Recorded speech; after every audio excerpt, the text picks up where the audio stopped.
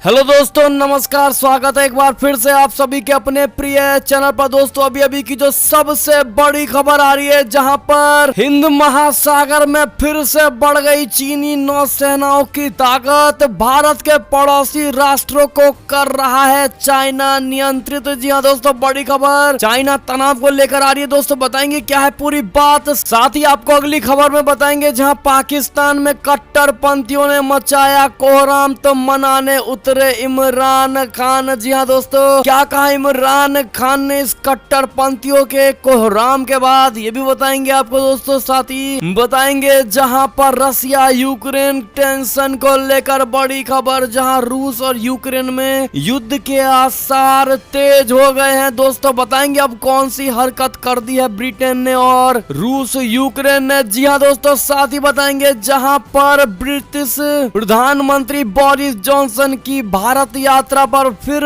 गया है कोरोना का संकट। जी हाँ दोस्तों, 3 महीने में इतनी बार रद्द हुआ है उनका दौरा। साथ ही बताएंगे जहां पर दुनिया कोरोना से जंग लड़ रही है और किम जोंग को अलग ही सनक परमाणु मिसाइल दागने की बड़ी तैयारी का आदेश दे दिया है। दोस्तों बताएंगे पूरी बात क्या है। साथ ही आपको बताएंगे जहां भारत में बढ़े कोरोना के केस, तो पाकिस्तान को दिख गया एक और मौका, कर दिए बड़ी हरकत। जी हाँ दोस्तों, क्या हरकत की है इसने, वो भी बताएंगे आपको। साथ ही बताएंगे जहां पर लखनऊ, वाराणसी समेत उत्तर प्रदेश के 5 शहरों में हाई कोर्ट द्वारा लॉकडाउन के आदेश पर करारा जवाब दिया है योगी सरकार ने। जी हां दोस्तों, बताएंगे क्या कहा योगी जी ने। साथ ही आज सुप्रीम कोर्ट जा रही है योगी सरकार, बताएंगे पूरी बात क्या है दोस्तों। साथ ही आपको बताएंगे जहां पर कोरोना को लेकर केंद्र सरकार ने बड़ा फैसला लिया है। दोस्तों बताएंगे क्या है वो फैसला। साथ ही प्रवासी मजदूरों से जुड़ी भी बड़ी खबरें आ रही है दोस्तों, तो बने रहेगा वीडियो के अंत तक। और अभी खबरों में आगे बढ़ने से पहले अगर आप भी मानते हैं कि मोदी जी हैं तो हर चीज संभव है, भारतीय सेना तो हमारा देश गर्व से जी रहा है और भारत सबसे पहला देश होगा जो कोरोना से मुक्त होगा, तो इस वीडियो को फटाफट से अभी कर दीजिए लाइक, चैनल को कर दीजिए सब्सक्राइब, बेल आइकन दबाइए, साथ ही कमेंट बॉक्स में लिख दीजिएगा जय हिंद। जी हाँ दोस्तों, तो चलते पहली और सबसे बड़ी खबर की तरफ, जहां हिंद महासागर शक्ति प्रदर्शन को लेकर बड़ी खबर, जहां पर चीनी नौसेना की बढ़ी है फिर से ताकत। भारत के पड़ोसी राष्ट्रों को कर रहा है कंट्रोल। बता दें चीन सुरक्षा, सामरिक और आर्थिक क्षेत्रों में लगातार अपनी मजबूती दर्ज करा रहा है। सामरिक रूप से चीन दुनिया का सबसे बड़ा देश बनता जा रहा है। दोस्तों हिंद महासागर में चीनी नौसेना की क्षमता काफी मजबूत हो गई है। ये कहना गलत नहीं होगा कि वो नौसेना के मामले में शक्तिशाली राष्ट्र अमेरिका को भी पीछे छोड़ दिया है। दोस्तों हिंद महासागर में उसकी ताकत इतनी ज्यादा बढ़ गई है कि भारत के पड़ोसी राष्ट्र को कंट्रोल कर रहा है। चीन हिंद महासागर में म्यांमार, श्रीलंका और पाकिस्तान को नियंत्रित कर रहा है। दोस्तों यही नहीं, वो पूर्वी अफ्रीका देश जिबूती में सैन्य अड्डा खोल दिया है। जी हाँ दोस्तों, चीन की पीपुल्स लिबरेशन आर्मी नेवी ने 1 अगस्त 2017 को विदेशी सैन्य अड्डे की शुरुआत की है। इसके अलावा उसकी नजर अब पश्चिमी अफ्रीकी देश सेनेगल पर है। दोस्तों चीन पश्चिमी अफ्रीका में एक बंदरगाह बनाने पर विचार कर रही है। चीनी के अधिकार वाला डोरल लेह वाणिज्य बंदरगाह PLA जहाजों को रोकने के लिए तैयार किया जा रहा है। दोस्तों PLA द्वारा तेजी से इसका विस्तार किया जा रहा है। 2021 में वो यहाँ 43% हिस्सों को विस्तार कर लेगा। जी हाँ दोस्तों, ऐसे में आपको बता दें कि भारत ने बड़ी ही पैनी नजर गड़ाए हुए है चाइना पर दोस्तों, और चाइना को 1 इंच भी आगे बढ़ने नहीं दे सकता है दोस्तों, और उसकी हर हरकत पर पैनी नजर है भारत के। ऐसे में long live Indian army comment section में जरूर लिख दीजिएगा दोस्तों। चलते अगली बड़ी खबर की तरफ, जहां पर पाकिस्तान में कट्टरपंथियों ने मचाया कोहराम, तो मनाने उतरे इमरान खान। कहा कि इससे भारत को होगा फायदा, ऐसा ना करे। जी हाँ दोस्तों, पाकिस्तान में कट्टरपंथियों के हिंसक विरोध प्रदर्शन के आगे घुटने टेकते हुए कल खुद प्रधानमंत्री इमरान खान डैमेज कंट्रोल के लिए उतरे हैं। दोस्तों उन्होंने देश के नाम संबोधन में इमामों को संबोधित करते हुए उनसे हिंसा बंद करने की अपील की है। इमरान खान ने भारत की तरफ इशारों में कहा है कि इस हिंसा से दुश्मनों को फायदा होगा। उन्होंने भारतीय न्यूज न्यूज वेबसाइट के ऊपर भी अपनी खींच निकाली। जी हाँ दोस्तों, इमरान खान ने अपने संबोधन में कहा है कि अपने उलेमा उनको खास तौर पर कहना चाहता हूँ कि आपको मेरे साथ मिलकर हमारी मदद करनी चाहिए। ये जो हो रहा है वो हमारे मुल्क को नुकसान पहुंचा रहा है, इससे तकलीफ पहुंचती है। हमारे 800 पुलिस वाले घायल हैं, कई अस्पतालों में पड़े हुए हैं। दोस्तों, पाकिस्तानी पीएम ने भारतीय मीडिया के ऊपर अपनी नाकामी का ठीकरा फोड़ते हुए कहा है कि पाकिस्तान में जो कुछ भी हो रहा है उससे किसको फायदा पहुंचा है, क्या आप जानते हैं? जी हाँ दोस्तों, उन्होंने ये भी सवाल किया है कि क्यों हिंदुस्तान की जो वेबसाइट्स हैं जो इस कदर कूद पड़ी हैं, इससे दुश्मनों को फायदा हुआ है और हमारे कौम को नुकसान हुआ है। जो मकसद है हमारा उससे तो इस पे नहीं पहुंच रहे हैं हम। इतना ही नहीं, उन्होंने हिंसक कट्टरपंथियों को सुनाते हुए कहा है कि कोई फर्क नहीं पड़ेगा किसी विदेशी देश को कि हम जो मर्जी अपना नुकसान करें। उन्होंने कहा कि जुर्म कहीं और हो और हम अपने ऊपर खुद खुश हमला यानी आत्मघाती हमला कर ले, ये कौन सी समझ है? जी हाँ दोस्तों, आप प्राइम मिनिस्टर ऑफिस यानी पाकिस्तानी पीएम का ये ट्वीट देख पा रहे होंगे दोस्तों, जो उर्दू में लिखा है। ऐसे में आपकी क्या राय होगी जिस प्रकार से पाकिस्तान को लगता है कि इस कट्टरपंथी तनाव से भारत को फायदा होने वाला है? क्या कहेंगे दोस्तों आप लोग? और एक कंगाल देश कितना फायदा पहुंचा सकता है भारत को, ये बात इमरान खान को जरूर समझा दीजिएगा दोस्तों कमेंट सेक्शन में। और वीडियो को लाइक नहीं किया तो प्लीज लाइक कर दीजिएगा। अगली खबर की ओर चलें तो रसिया यूक्रेन में युद्ध के आसार है क्या तेज? ब्रिटेन भी भेजेगा अपनी फौज। जी हाँ दोस्तों, क्या दुनिया तीसरे वर्ल्ड वॉर की ओर बढ़ रही है दोस्तों? रूस और यूक्रेन के बीच गहराते तनाव की वजह से यह आशंका दिन प्रतिदिन तेज होती जा रही है। आपको बता दें कि इस आशंका के बीच ब्रिटेन ने भी अपने दोस्त और नाटो सहयोगी यूक्रेन के फेवर में अपनी फौज भेजने की घोषणा कर दी है दोस्तों। डेली मेल की रिपोर्ट के मुताबिक यूक्रेन के साथ अपनी प्रतिबद्धता दर्शाने के लिए ब्रिटेन मई में अपनी नेवी के 2 वॉरशिप ब्लैक सी में भेजेगा। इनमें से एक टाइप 45 का डिस्ट्रॉयर होगा दोस्तों। इस जहाज पर एंटी एयरक्राफ्ट मिसाइलें लगी हुई है, तो वहीं दूसरा एंटी सबमरीन टाइप 23 फ्रीगेट जहाज होगा। इसके साथ इलाके में भ्रमण कर रहे aircraft carrier HMS queen Elizabeth पर F-35B लाइट स्टील्थ एयरक्राफ्ट और पनडुब्बियों को खत्म करने में सक्षम मर्लिन हेलीकॉप्टर भी स्टैंड बाय मोड पर रखे जा रहे हैं। जी हाँ दोस्तों, ऐसे में ये बड़ी खबर है। और 6 टाइफून विमान को भी तैयार कर लिया गया है दोस्तों। और ब्रिटेन पूरी तरह से अपनी फौज भेजने में जुट गया है दोस्तों। ऐसे में रूस और यूक्रेन के युद्ध को वर्ल्ड वॉर 3 के रूप में देखा जा रहा है। क्या कहते हैं दोस्तों आप लोग? आपको क्या लगता है, क्या ये युद्ध होना जरूरी है या फिर इसको समाप्त करने के लिए सभी देशों को एकजुट होना जरूरी है? क्या कहते हैं दोस्तों आप लोग? कमेंट सेक्शन में जरूर लिखकर बताइएगा। और चैनल पर नए हैं तो सब्सक्राइब जरूर कर लीजिएगा चैनल को। चलते अगली खबर की तरफ, जहां ब्रिटिश पीएम बोरिस जॉनसन की भारत यात्रा फिर एक बार कोरोना संकट की वजह से रद्द हो गया है दोस्तों। और ये 3 महीने में दूसरी बार रद्द हुआ है। जी हाँ दोस्तों, भारत में कोरोना वायरस के बढ़ते प्रकोप के बीच ब्रिटेन के प्रधानमंत्री बोरिस जॉनसन ने भारत का दौरा रद्द कर दिया है दोस्तों। इससे पहले बोरिस जॉनसन ने अपना भारत दौरे को छोटा किया था और अगले रविवार यानी 25 अप्रैल को भारत यात्रा पर आने वाले थे, लेकिन अब इसे रद्द करने का फैसला किया गया है। भारतीय विदेश मंत्रालय के प्रवक्ता ने कहा कि मौजूदा कोविड-19 की स्थिति को देखते हुए आपसी सहमति से तय किया गया है कि ब्रिटेन के प्रधानमंत्री अगले हफ्ते भारत का दौरा नहीं करेंगे। दोनों पक्ष आने वाले दिनों में भारत ब्रिटेन संबंधों को आगे बढ़ाने के लिए एक वर्चुअल बैठक अवश्य करेंगे। जी हाँ दोस्तों, ऐसे में बोरिस जॉनसन के इस स्टेप्स को, उनके इस कदम को अगर आप सही मानते हैं दोस्तों तो अच्छा हुआ। हेल्थ सबसे पहले है, ये बात जरूर लिखिएगा दोस्तों कमेंट सेक्शन में। अगली खबर की बात करें तो दुनिया कोरोना से लड़ रही है और किम जोंग को अलग ही चढ़ी है सनक।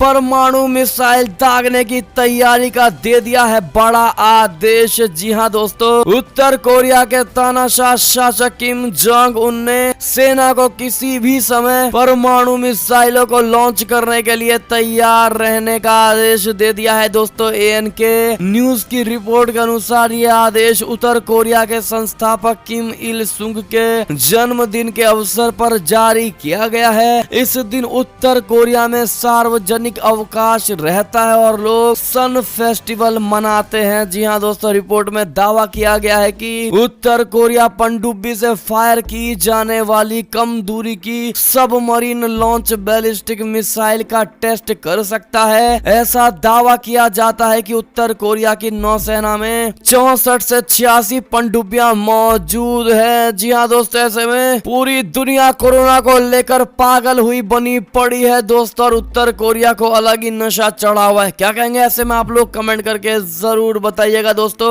बढ़ते अगली बड़ी खबर की तरफ, जहां पर नौसेना ने अरब सागर में पकड़ा 3000 करोड़ रुपए का मादक पदार्थ, 5 श्रीलंकाई हुए गिरफ्तार। बता दे, भारतीय नौसेना ने अरब सागर में मछली पकड़ने वाले समुद्री जहाज से 3000 करोड़ रुपए का मादक पदार्थ यानी नारकोटिक्स जब्त कर लिया है दोस्तों। इस बारे में रक्षा प्रवक्ता ने सोमवार को बताया है कि भारतीय नौसेना का जहाज INS सुवर्ण अरब सागर में सर्विलांस पेट्रोलिंग पर था। इस दौरान एक मछली पकड़ने वाले जहाज की गतिविधियां संदिग्ध लगी, जिसके बाद सुवर्ण की टीम ने नौका को रोका और एक सर्च ऑपरेशन चलाया, जिसमें नौसेना टीम ने 300 किलोग्राम मादक पदार्थ जब्त कर लिया है। बताया जा रहा है कि जहाज के कर्मियों ने मछली पकड़ने वाली इस नौका से 5 श्रीलंकाई नागरिकों को भी गिरफ्तार कर लिया है दोस्तों। बड़ी मात्रा में मादक पदार्थ जब्त होने के बाद आगे की जांच के लिए नौसेना नौका को केरल स्थित कोच्चि बंदरगाह लेकर गई है। जब्त किए गए मादक पदार्थों के अंतर्राष्ट्रीय बाजार में अनुमानित कीमत 3000 करोड़ रुपए आंकी जा रही है। जी हाँ दोस्तों, जो कि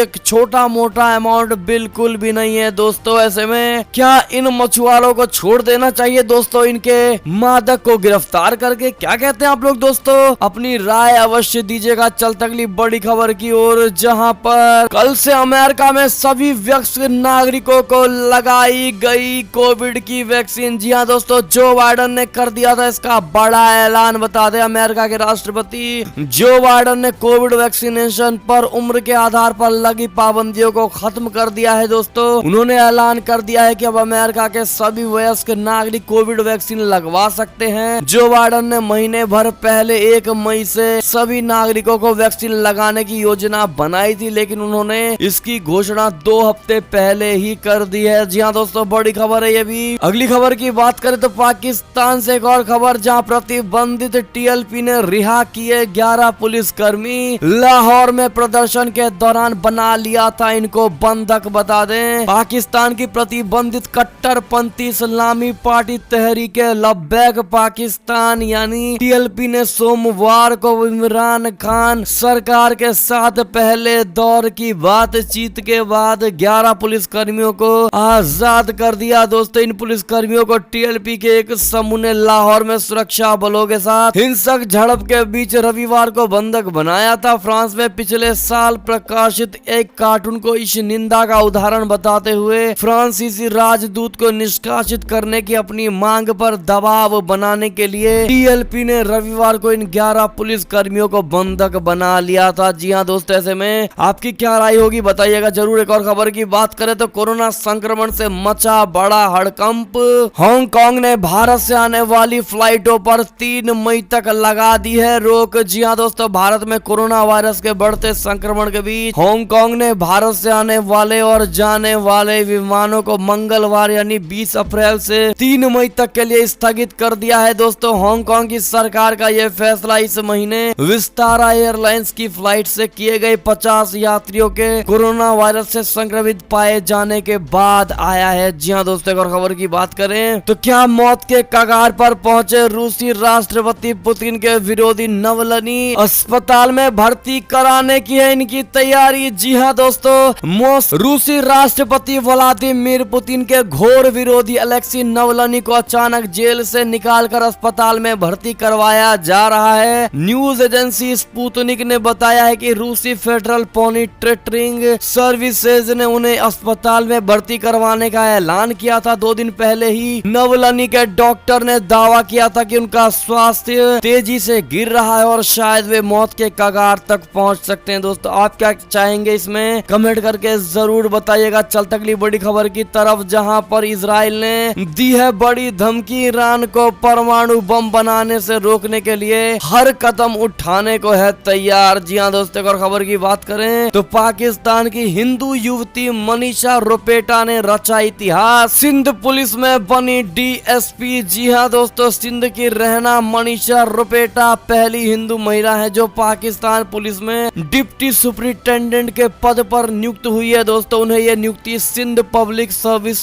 कमीशन का इम्तिहान पास करने के बाद मिली है। ये इम्तिहान पास करने वाली भी वे पहली हिंदू महिला है। सिंध पब्लिक सर्विस कमीशन की ओर से इसी हफ्ते घोषित किए गए नतीजों में 152 सफल उम्मीदवारों में 16वां स्थान मिला हुआ है। जी हाँ दोस्तों, बड़ी खबर है ये भी। ऐसे में इस पाकिस्तान की हिंदू बेटी को कांग्रेचुलेशन जरूर कह दीजिएगा मनीषा रोपेटा को। अगली खबर की बात करें तो भारत में बढ़े कोरोना केस तो पाकिस्तान को दिखा मौका, भारतीयों के प्रवेश पर लगा दी 2 हफ्ते की रोक। जी हाँ दोस्तों, पाकिस्तान ने कोविड-19 मामलों में रिकॉर्ड वृद्धि के चलते भारत से यात्रियों के आने पर 2 सप्ताह के लिए रोक लगाने का फैसला किया है। भारत के केंद्रीय स्वास्थ्य मंत्रालय के आंकड़ों के अनुसार भारत में कोविड-19 मामलों की कुल संख्या 1.50 करोड़ के आंकड़ों को पार कर गई है। दोस्तों, ऐसे में पाकिस्तान ने मौका देखते ही चौका मारने की कोशिश की है दोस्तों, लेकिन शायद पाकिस्तान को यह नहीं पता कि आखिर पाकिस्तान भारत से जाएगा ही क्यों। कोई आप क्या कहेंगे दोस्तों, कमेंट में जरूर लिखकर बताइएगा। अगली खबर की बात करें तो लखनऊ, वाराणसी समेत 5 शहरों में नहीं लगेगा लॉकडाउन, हाई कोर्ट के आदेश पर योगी सरकार ने दिया है करारा जवाब। बता दें, यूपी के 5 शहरों में लॉकडाउन लगाने से फिलहाल यूपी सरकार ने इनकार कर दिया है। दोस्तों, सरकार की तरफ से कहा गया है कि लॉकडाउन लगाने से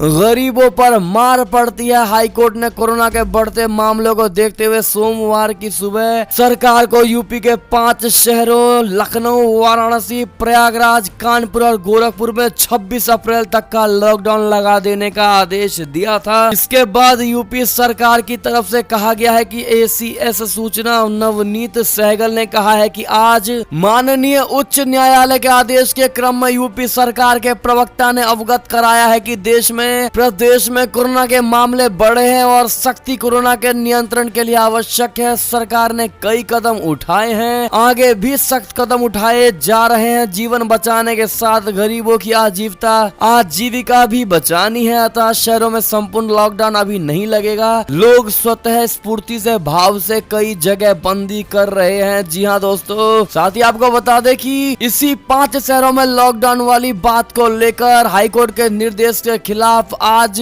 सुबह सुप्रीम कोर्ट जाएगी योगी सरकार। आपको बता दें दोस्तों, योगी सरकार इस आदेश के खिलाफ आज यानी 20 अप्रैल की सुबह सुप्रीम कोर्ट जाएगी। ऐसे में दोस्तों, कितने भाइयों को ये लगता है कि योगी सरकार ने बिल्कुल सही कहा है दोस्तों कि लॉकडाउन अभी एकदम से नहीं लगाना चाहिए, क्योंकि अब लोगों को सारा कुछ ज्ञात हो चुका है कि एक्चुअली में कोरोना है क्या। शुरू में जब कोरोना नए से आया था दोस्तों, तब लोगों को नहीं पता था, तो लॉकडाउन लगाना बेहद जरूरी था। लेकिन अब लोग कोरोना को जान चुके हैं दोस्तों, उनको पता है कि क्या करना है और कैसे सावधानी बरतनी है। तो ऐसे में लॉकडाउन लगाना जरूरी नहीं है, क्योंकि इससे गरीबों के भी पेट पर लात मारा जाता है। आप क्या कहेंगे दोस्तों, ऐसे में क्या लॉकडाउन लगना चाहिए पूरे उत्तर प्रदेश में? उत्तर प्रदेश भी छोड़िए दोस्तों, क्या पूरे देश में लॉकडाउन लगना सही है? आप समर्थन करेंगे हाँ या ना? बताइएगा जरूर दोस्तों। आपकी बात मोदी सरकार तक पहुंचेगी और आपकी बात को देखते हुए संज्ञान में अवश्य लेंगे, तो लिखना बिल्कुल मत भूलिएगा। अगली खबर की बात करें तो चिट्ठी पर सियासी संग्राम, हर्षवर्धन ने मनमोहन सिंह को दिया जवाब, कहा कांग्रेस में आप जैसे नेता बहुत कम हैं। जी हाँ दोस्तों, पूर्व प्रधानमंत्री मनमोहन सिंह की चिट्ठी पर सियासत तेज हो गई है दोस्तों। मनमोहन सिंह के पत्र पर केंद्र सरकार के मंत्री ने जवाब दिया है। केंद्रीय स्वास्थ्य मंत्री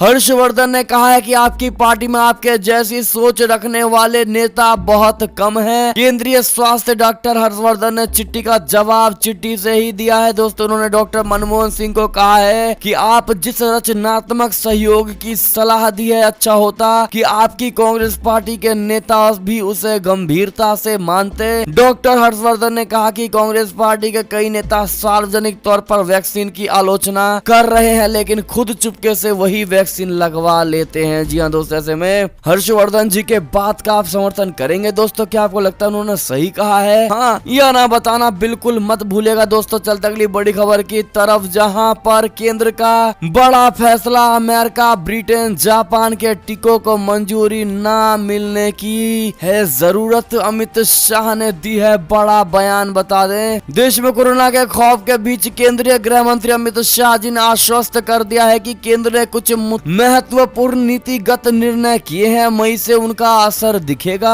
एक अहम फैसला लिया गया है कि अमेरिका, ब्रिटेन, जापान व WHO ने जिन कोरोना टीकों को मंजूरी दे दी है, उन्हें भारत में मंजूरी लेने की जरूरत नहीं है। एक टीवी चैनल से चर्चा में गृह मंत्री अमित शाह जी ने सोमवार को कहा है कि केंद्र सरकार ने कोरोना की नई लहर को रोकने के लिए कई कदम उठाए हैं। चलते अगली खबर की ओर, जहां संभाल कर मास्क नहीं पहनने वालों पर रेलवे कसेगी अब शिकंजा। बता दे कितने लोग को कितने तक का देना पड़ सकता है जुर्माना। जी हाँ दोस्तों, ऐसे यात्रियों पर भी शिकंजा कसा जा रहा है जो कि सोशल डिस्टेंसिंग के नियमों का उल्लंघन करते हैं। रेलवे ने उल्लंघन करने वालों पर 500 रुपए का जुर्माना लगाने का फैसला कर लिया है दोस्तों। और खबर की बात करें तो अमित शाह ने बंगाल चुनाव को लेकर बड़ी बात कही है, जहां बंगाल में बीजेपी के 130 कार्यकर्ताओं के बलिदान की होगी जीत। 200 सीटें लाकर बनाएंगे हम सरकार। जी हाँ दोस्तों, गृह मंत्री अमित शाह जी ने दावा किया कि इस बार पश्चिम बंगाल में बीजेपी 200 से ज्यादा सीट इस बार पश्चिम बंगाल में जीतकर सरकार बनाएगी। उन्होंने कहा है कि बंगाल में लोगों के साथ जिस तरह से अन्याय किया गया है उसका जवाब मिलने वाला है दीदी को। जी हाँ दोस्तों, आप लोग की क्या राय होगी? क्या आप अमित शाह जी के इस बात का समर्थन करेंगे दोस्तों? हाँ तो अमित शाह जी का समर्थन है, जरूर लिख दीजिएगा। एक और खबर की बात करें तो ऑक्सीजन संकट को लेकर मध्य प्रदेश के मुख्यमंत्री का बड़ा बयान। कहा, दूसरे राज्यों में मध्य प्रदेश के टैंकर रोके जाने पर भड़के शिवराज, बोले ये अनुचित और अपराध भी है। जी हाँ दोस्तों, मध्य प्रदेश के मुख्यमंत्री शिवराज सिंह चौहान ने राज्य के ऑक्सीजन टैंकरों को दूसरे राज्यों में रोके जाने पर सख्त एतराज जताया है। उन्होंने कहा है कि संक्रमण की विषम परिस्थितियां बनी हुई है, ऐसे में ऑक्सीजन संजीवनी है, फिर भी कुछ राज्यों के अधिकारी ऑक्सीजन के टैंकर्स रोक रहे हैं जो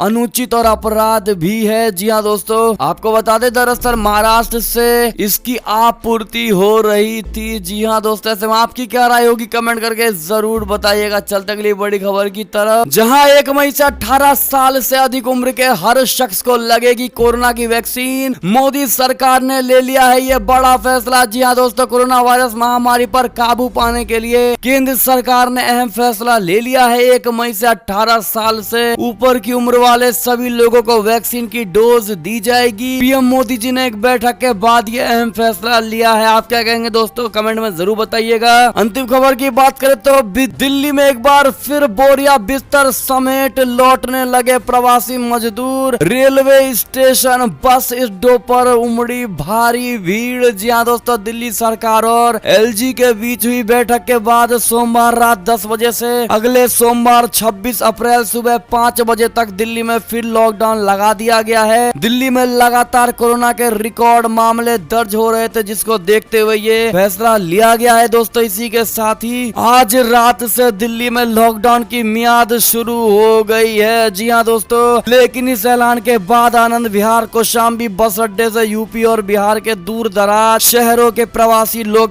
पलायन करने लगे हैं। यहाँ एक बार फिर से 2020 जैसी भीड़ उमड़ पड़ी है दोस्तों। जब मार्च में लॉकडाउन के ऐलान के बाद एक बार में आनंद विहार रेलवे स्टेशन पर हजारों लोगों की भीड़ लग गई थी, ठीक उसी प्रकार से आज भी देखने को मिल रहा है। आप क्या कहेंगे दोस्तों? ऐसे में क्या ये मजदूर लोग बिल्कुल सही कदम उठा रहे हैं दोस्तों? आपको क्या लगता है? कमेंट में राय अवश्य दीजिएगा। और ये थी अब तक की सारी बड़ी खबरें। आपको हमारी खबरें कैसी लगी दोस्तों? आशा करता हूँ बहुत अच्छी लगी होगी। अगर थोड़ी भी अच्छी लगी तो इस वीडियो को भी अपने भाई बंधुओं में व्हाट्सएप, फेसबुक, ट्विटर के जरिए पूरे भारत में शेयर करना बिल्कुल मत भूलिएगा। और अभी कर दीजिए